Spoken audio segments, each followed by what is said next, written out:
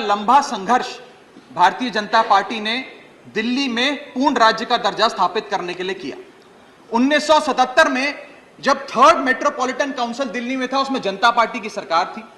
उन्होंने मता पास कर कहा कि दिल्ली को पूर्ण राज्य का दर्जा बनाएंगे।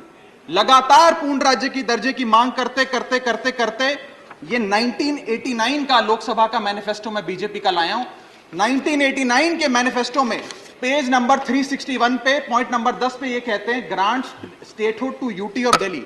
यानी कि 1989 से लेकर लगातार ये लोग दिल्ली को पूर्ण राज्य का दर्जा दिलाने की मांग करते रहे। यहां तक कि जब 1991 में कांग्रेस की सरकार ने दिल्ली में विधानसभा का गठन किया, उससे भी ना पर्याप्त मानते हुए लाल कृष्ण आडवाणी जी, मदन लाल खुराना जी सबने बयान दर्ज कराए कि यह भी दिल्ली के साथ न्याय नहीं है, दिल्ली को पूर्ण राज्य का दर्जा मिलना चाहिए और हम इसके लिए आंदोलन चलाएंगे। और लगातार इन लोगों ने संघर्ष किया, आंदोलन किया।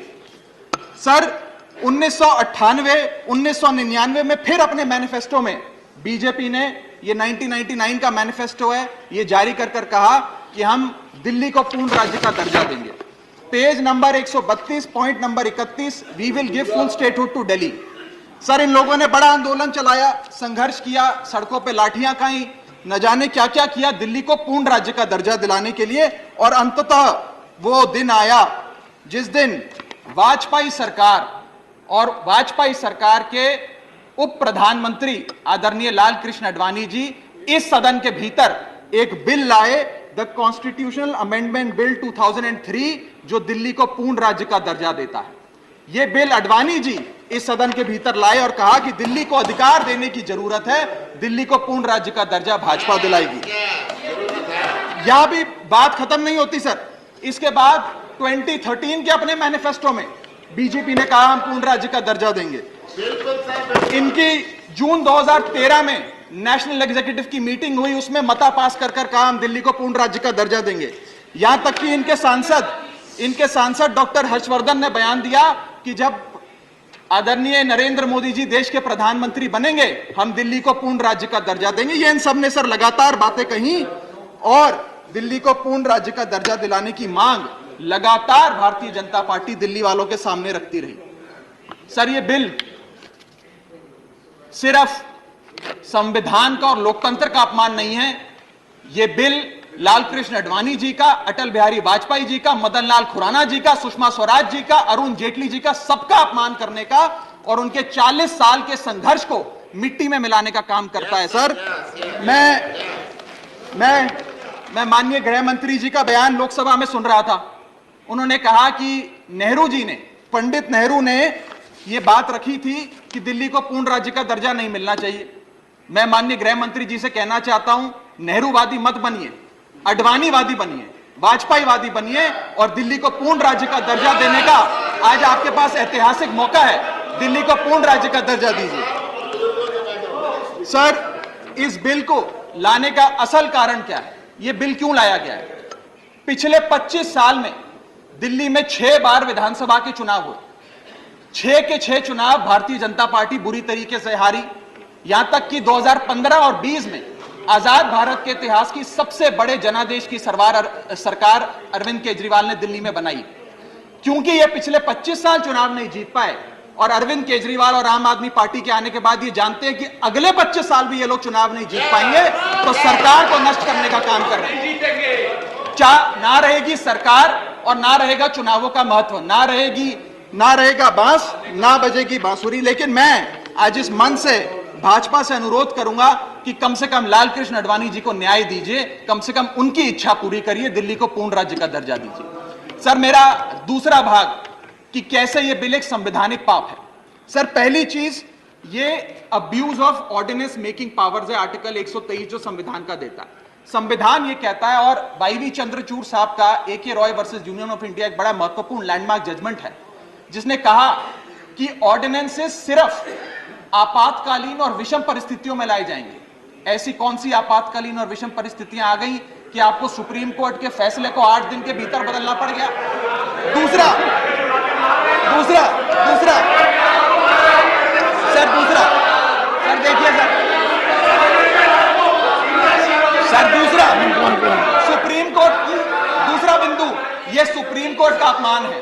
सुप्रीम कोर्ट के फैसले को 8 दिन के भीतर 5 जजों के संवैधानिक पीठ के सर्वसम्मति के फैसले को बदल के आज भारतीय जनता पार्टी ने एक मैसेज दिया है कि हम सुप्रीम कोर्ट को भी चैलेंज करते हैं, सुप्रीम कोर्ट के फैसले को भी नहीं मांगते, आपको जो ऑर्डर जारी करना है करो, हम चंद दिनों के अंदर ऑर्डिनेंस लाकर उस फैसले को बदल देंगे। They have challenged the majesty of the honourable supreme court sir.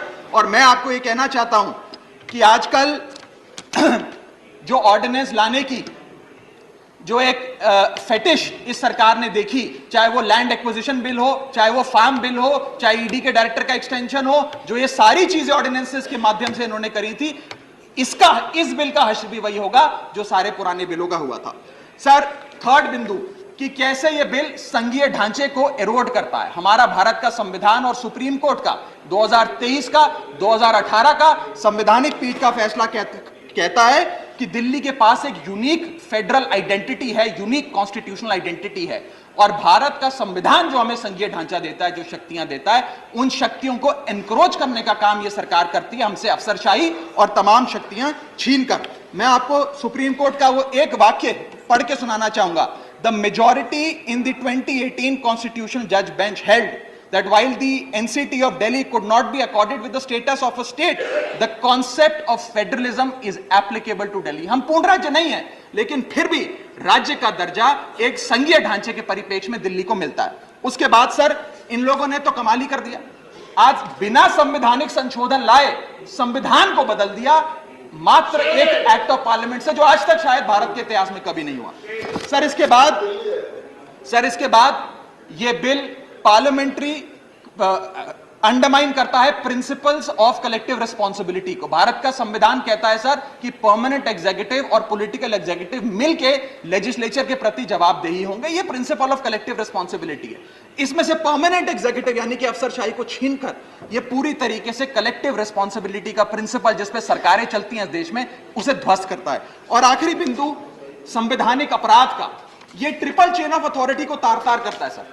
Triple chain of accountability ये होती है कि अफसरशाही की जवाबदेही मंत्री को, मंत्री की जवाबदेही लेजिस्लेचर को, और लेजिस्लेचर की जवाबदेही जनता को।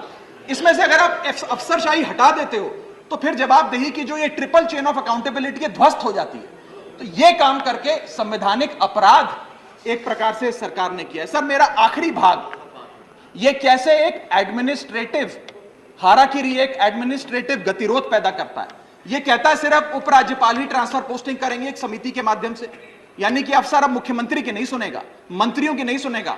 अगर अब दिल्ली में किसी के घर में बिजली नहीं आ रही, पानी नहीं आ रहा, किसी के बच्चे का स्कूल में दाखिला नहीं हो रहा, तो वो उपराज्यपाल के पास जाएगा, अपने मंत्री मुख्यमंत्री के पास नहीं जाएगा।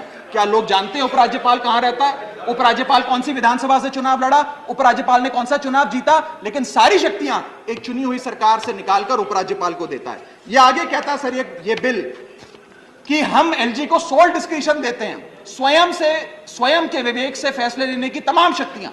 आज तक उपराज्यपाल और गवर्नर काउंसिल ऑफ मिनिस्टर्स की एड एंड एडवाइस से बाध्य थे, लेकिन यह बिल उपराज्यपाल को सुपरसीडिंग पावर देता है।